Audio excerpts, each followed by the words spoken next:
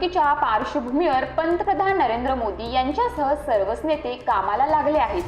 पंतप्रधान मोदी यांनी देशभरात सभांचा धडाका लावला आहे।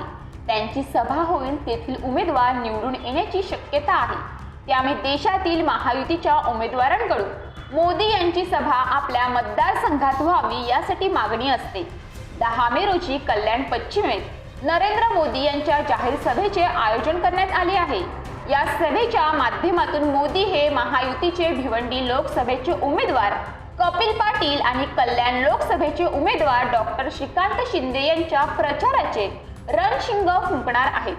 तर महायुती उमेदवारांच्या प्रचारार्थ मोदी यांनी देशभरात प्रचार सभांचा धडाका लावला आहे।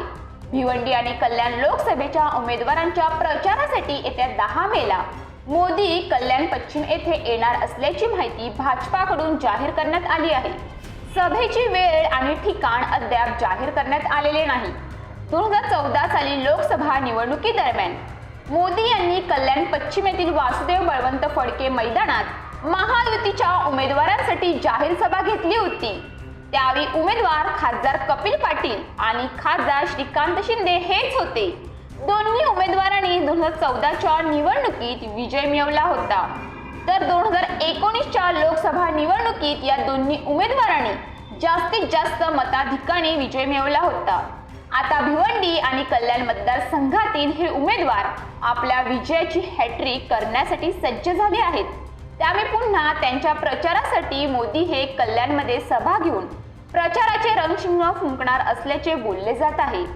तर मोदी यांची सभा होण्याआधीच भिवंडी आणि कल्याण लोकसभेचे चित्र अतिशय पोषक आहे। पण नरेंद्र मोदी यांची सभा झाल्यानंतर खऱ्या अर्थाने इथल्या झंझावाताची महायुतीच्या वादळामध्ये रूपांतर होईल। मोदीजींचे विचार स्वयंस्फूर्तीने जनता घेत असते। अशा प्रकारे जनता हे विचार ऐकते आणि त्यांनाही मोदींच्या विचारांची प्रेरणा मिळते। त्यामुळे नरेंद्र मोदी यांची ही सभा कल्याण आणि भिवंडी लोकसभा मतदारसंघाच्या दृष्टीने अतिशय महत्त्वाची असल्याचे महायुतीकडून सांगण्यात आले आहे।